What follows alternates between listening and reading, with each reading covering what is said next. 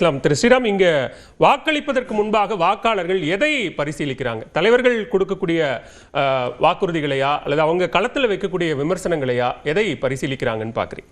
இல்லை, முதல்ல வந்து நீங்க சொல்ற இந்த ஒரு மாநிலத்திற்கும் ஒரு எலெக்ஷன் இஷ்யூன்னு ஒன்று இருக்கும். எல்லா கட்சிகளும் அந்தந்த மாநிலத்திற்கு எது முக்கியமான ஒரு கோர் இஷ்யூ அந்த கோர் இஷ்யூ தான் பேசும். எல்லா மாநிலத்திலையும் ஒரே விஷயத்த பேச முடியாது. தமிழ்நாட்டில் வந்து நம்ம வந்து சொன்ன வாக்குறுதியை கிட்டத்தட்ட ஒரு 13% சேர்ந்த இந்த அரசாங்கம் வேறு வழியின்றி தமிழ்நாட்டுக்கும் டெல்லிக்கும் போர்னு ஆரம்பிக்கிறாங்க. நீங்கள் சொன்ன வாக்குறுதி என்ன, நீங்கள் என்ன செஞ்சீங்க, அதை சொல்லி தான் நீங்கள் ஆக்சுவலாக வாக்குறுதி நீங்கள் வந்து மக்கள்கிட்ட போனோம். நீங்கள் அப்படியா போனீங்க? டெல்லி எங்களுக்கு எதுவும் பண்ண மாட்டேங்குது, டெல்லிக்கும் நமக்கும் தான் தமிழகம் தலை நிமிரணும், தமிழகம் இன்னைக்கு இருக்கிறதுனால தான் தலை குனிந்திருக்கு. ஆனா நீங்க சொல்வது என்னமோ தமிழகம் தலை நிமிர வேண்டும்னு சொல்றீங்க. சொன்ன ஒரு வாக்குறுதி நீங்க பண்ணல.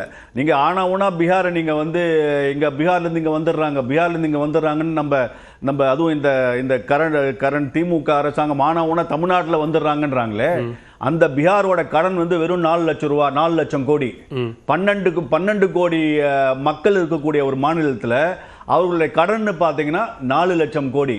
இன்னைக்கு இந்தியாவில் யூபிஎஸ்சி சிவில் சர்வீஸ் எக்ஸாமில் ஐஏஎஸ் ஐபிஎஸ் ஐஎஃப்எஸ் அந்த மாதிரி எக்ஸாம்ஸில் காலமாக டாப் ரேங்கிங்கில் இருக்கிறது அந்த பீகார் மாநிலம். தமிழ்நாட்டில் எல்லாரும் படிச்சிட்டோம், எல்லாரும் சிஇஓ ஆயிட்டோம், எல்லாரும் இது ஆயிட்டோம் என்ற ஒரு மாயை இங்கே தமிழ்நாட்டில் சொல்லி தமிழ்நாட்டில் மக்கள் இப்படி இருக்காங்களே, அங்கே வந்து இந்த கடந்த ஒரு 3-4 வருஷமா திருப்பி இங்கே இந்த சிவில் சர்வீஸ்க்கு ஒரு கான்சன்ட்ரேஷன் வந்திருக்கே தவிர பீகாரில் இன்னைக்கு இந்தியாவில் இருக்கக்கூடிய 10 ஐஏஎஸ் ஆபீசர்ல ஒரு ஐஏஎஸ் ஆபீசர் பீகாரி. ஸோ இங்க தமிழ்நாடு ஒப்பீட்டு அளவில் பார்க்கணும்னா எல்லாத்தையும் பார்க்கணும். பொருளாதார வளர்ச்சியில் ஆரம்பிச்சு அதே மாதிரி உள்நாட்டு உற்பத்தியில் ஆரம்பிச்சு எல்லாத்தையும் பார்க்க வேண்டியது. எக்ஸாக்ட்லி அதே தான். அப்போ வந்து யூபி பீகாரை பத்தி நீங்க பேசும்போது எந்த வருஷத்திலிருந்து பாஜக அந்த மாநிலத்தில் ஆள ஆரம்பிச்சது அப்போல இருந்து இன்னைக்கு என்னன்ற விகிதாச்சாரத்தை பார்க்கணும். காங்கிரஸ் ஆண்ட 60 ஆண்டு கால இந்த சமாஜ்வாதி பார்ட்டியும் காங்கிரஸும் ஆண்ட காலத்தெல்லாம் யூபியில் இல்லைன்னு சொல்றீங்க பாத்தீங்களா, அது டிராமான்றேன்.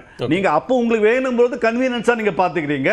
இந்த 10,000 ரூபாய் பெண்களுக்கு கொடுத்து நீங்க இங்க சொன்னது வந்து என்ன, அனைத்து பெண்களுக்குமான உறுதின்னு நீங்க அமௌண்ட் நீங்க, அதுக்கப்புறம் தகுதி நீங்க ஃபர்ஸ்ட் 2 வருஷம் நீங்க எதுவுமே பண்ணவும் இல்லை. நீங்க கல்வி கடன் தள்ளுபடி, நீங்க நகை கடன் தள்ளுபடி, நீங்க பெட்ரோலுக்கு என்னென்னமோ வாக்குறுதி கொடுத்தீங்க. நீங்க என்ன பண்ணீங்க? ஒன்னும் பண்ணல. அங்க கொடுத்தது 10,000 ரூபான்றது வந்து ஒரு அசிஸ்டன்ஸ். அதை நீங்க 6 மாசம் அந்த 10,000 நீங்க சுய தொழில் நடத்துவதற்கு அது கொடுக்கப்பட்ட பணம், அது ஃப்ரீ பணம் இல்ல. அந்த தொழிலை நீங்க நன்றாக செய்தீர்கள் என்றால் மேலும் ஒரு 2 லட்சம் ரூபாய் கொடுக்குறாங்க. உங்களை அங்க ஆண்டர்பிரனர் ஆக்குறாங்க. உங்களை வந்து அங்க ஒரு தொழிலாளிகளை முதலாளிகளாக ஆக்குவது, சுயசார்போடு இருக்க வேண்டும் பெண்கள் நினைக்கிற விஷயம். இங்க வாரி நான் எதுக்கு எடுத்தாலும் உனக்கு 1000 ரூபாய் கொடுப்பேன், உனக்கு நீ லிப்ஸ்டிக் போட்டுக்கோ, நீ ஃபேர் அண்ட் லவ்லி போட்டுக்கோ, கொடுக்குற 1000 ரூபாய் கொடுத்துட்டு ஓசி பஸ்ல போற அந்த பேச்செல்லாம் அங்க இல்ல. தமிழ்நாடு நாங்க ஜிடிபி பெருசு, ஜிடிபி நீங்க வந்து 10 லட்சம் கடன், நீ வந்த 5 வருஷத்துல 5 லட்சம் கோடி கடன். உங்களுடைய மிகப்பெரிய அந்த டாஸ்மாக்ல பில்ஃப்ரேஜ் பத்தி உங்க பினான்ஸ் மினிஸ்டர் பேசினா நீங்க உடனே அவரை தூக்கி போட்டீங்க. இங்க இருக்கக்கூடிய பேசுவது எல்லாம் மாயை, பேசுவதெல்லாம் வெறும் வெத்து அரசியலை தவிர மக்களுக்கான ஒரு நிலையான வாழ்வில் முன்னேறக்கூடிய எந்த ஒரு திட்டமும் இங்க இல்ல. அதுதான் மேட்டர். Okay, fine. முதற்கட்ட கருத்தை எடுத்துக்கிறேன், பேசலாம். திரு சிவப்பிரியன், நீங்க நிறைய தேர்தல் களத்துக்கு போயிட்டு வந்தீங்க அப்படிங்கிற முறையில் நீங்க இந்த தமிழ்நாட்டினுடைய களத்தை எந்த மாநிலத்தினுடைய தேர்தல் களத்தோட ஒப்பிடுவீங்க? கேரளம், மேற்கு வங்கம், அஸ்ஸாம் அப்படின்னு எதோட ஒப்பிட்டு பார்க்கலாம்? ஒவ்வொரு மாநிலத்துக்கும் ஒவ்வொரு யூனிக்னஸ் இருக்கு. இந்த எலெக்ஷன்ஸை வந்து நீங்க பொதுவாக பார்த்தீங்கன்னா நீங்க கேரளாவோட எந்த ஸ்டேட்டோட ஒப்பிடிக்க முடியாது. ஏன்னா எல்லா மாநிலத்திலுமே வெஸ்ட் பெங்கால் வேணா ஓரளவுக்கு ஒப்பிடலாம். ஏன்னா அங்கவும் ஒரு மாநில கட்சி வந்து ஆட்சியில் இருக்கிறது. இங்கே மாநில கட்சிகளினுடைய ஆதிக்கம் 60 வருடங்களாக இருக்கிறது. இது ஒன்று தான் கம்பேரிசனாக இருக்க முடியுமே தவிர வேறு எதுவுமே கிடையாது. ஏன்னா இங்கே பார்த்தீங்கன்னா இங்கே வந்து கிட்டத்தட்ட பிஜேபிக்கு வந்து இந்த வெஸ்ட் பெங்கால் அண்ட் அஸ்ஸாம் தான் அவங்களுக்கு வந்து ரொம்ப ரொம்ப இம்பார்ட்டண்ட் இந்த 5 எலெக்ஷனில். பாண்டிச்சேரி அவங்க ஆட்சியில் இருக்கிறாங்க, அது வந்து ஒரு சின்ன ஸ்டேட்டு. 2 முறை பிரைம் மினிஸ்டர் ஒரு முறை, ஹோம் மினிஸ்டர் ஒரு முறை வந்து போயிட்டாங்க, அதோட முடிஞ்சு போச்சு. காங்கிரஸில் ராகுல் காந்தி ஒரு முறை தான் வந்தார். பட் பிஜேபியை ஸ்பெசிஃபிக்காக நீங்கள் எடுத்துக்கிட்டிங்கன்னா அவங்களுக்கு ஃபோக்கஸ் ஏரியாஸ் வந்து வெஸ்ட் பெங்காலும் அஸ்ஸாமும். அஸ்ஸாம் முடிஞ்ச பிறகு வெஸ்ட் பெங்காலில் வந்து பிஜேபி லீடர்ஸ் வந்து கார்பெட் பாம்பிங் பண்ணியிருக்கிறாங்க.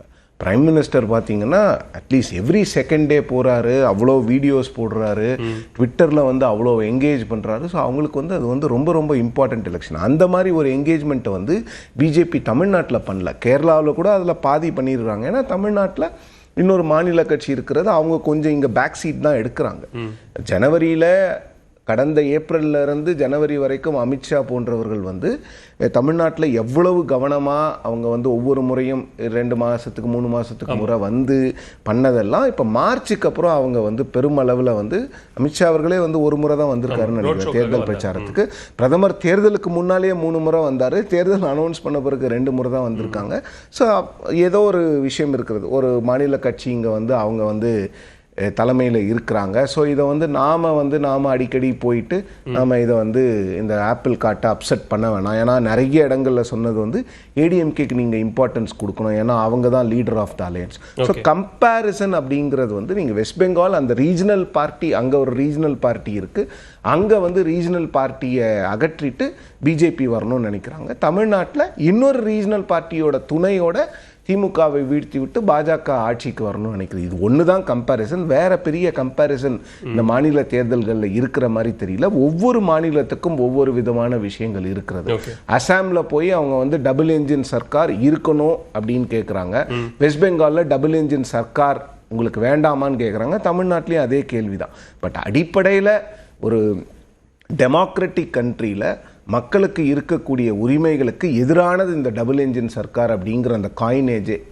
மக்கள் அவங்களுக்கு யார் மாநிலத்தில் ஆட்சி பண்ணணும்னு நினைக்கிறாங்களோ அவங்களுக்கு ஓட்டு போடுவாங்க, மத்தியில் யார் ஆட்சி பண்ணணும்னு நினைக்கிறாங்களோ அவங்களுக்கு ஓட்டு போடுவாங்க.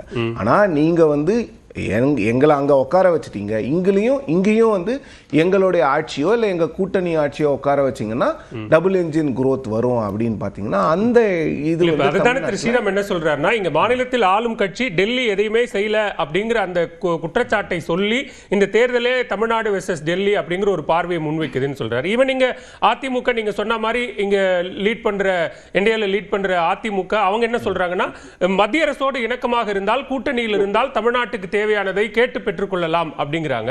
அது டபுள் என்ஜின் சொல்லாம அவங்க இணக்கமாக இருந்து கேட்டு பெற்றுக்கொள்வது அப்படிங்கிற ஒரு காயினேஜ்க்குள்ள அவங்க வராங்க. நிச்சயமா தமிழ்நாடு வெர்சஸ் என்டிஏங்கிறது ஒரு பொலிட்டிக்கல் காயினேஜ் தான் 100%. அதில் வந்து உண்மை இருக்கா இல்லையாங்கிறத விட பொலிட்டிக்கல் காயினேஜ் தான், எலெக்ஷனுக்காக பண்ணப்பட்ட ஒரு ஸ்லோகன் தான் ஒத்துக்கிறேன். ஆனால் இவர் சொல்கிற அதே மத்திய அரசு தான் தமிழ்நாட்டில் தான் வந்து இந்தியாவிலேயே வந்து அதிக நாமினல் growth இருக்குது, 11.9% நாமினல் growth இருக்குன்னு சொல்கிறாங்கல்ல, அதை ஏன் ஒத்துக்க மாட்டேங்கிறாங்க? அப்போ இங்கே growth இருக்க தானே இருக்குது. அது சொல்கிறது யாரு? மத்திய அரசு தானே சொல்லுது, வேற யாருமே சொல்லலையே. அப்போ அங்கே தான் என்ன ஆகுதுன்னா, இங்கே ஆளுகின்ற திமுக அரசோ இல்லை ஏற்கனவே ஆண்ட அண்ணா திமுக அரசு கூட 2024 பாஜகவோடு கூட்டணியில் இல்லாத போது அந்த கட்சியினுடைய தலைவர் எடப்பாடி பழனிசாமி அவர்கள் என்ன சொன்னார்னா, அது காங்கிரஸோ பாஜகவோ தமிழ்நாடுனாலே அவங்க வந்து யாரும் ஒத்துழைக்க மாற்றாந்தாய் மனப்பான்மையோடு தமிழ்நாட்டை நடத்துவது மட்டுமல்லாமல் நிதியெல்லாம் வந்து மற்ற மாநிலங்களுக்கு அதிகமாக கொடுப்பாங்க, ஃப்ளட் ரிலீஃப் நமக்கு கம்மியாக தான் கொடுப்பாங்கன்னு 2 கட்சியுமே சொல்லியிருக்கு. பட் என்னன்னா அது அந்த டிஃப்ரென்ஸ் இருக்கதாங்க இருக்குது. இங்கே இப்போ திமுக என்ன சொல்கிறாங்க, நீங்கள் டபுள் என்ஜின் சர்க்கார் இல்லாமையே நாங்கள் 11.9% நாமினல் growthல இருக்கோம், சிங்கிள் என்ஜின்லேயே நாங்கள் எப்படி இருக்கோம், எங்களுக்கு எதுக்கு டபுள் என்ஜின் வேணுங்கிற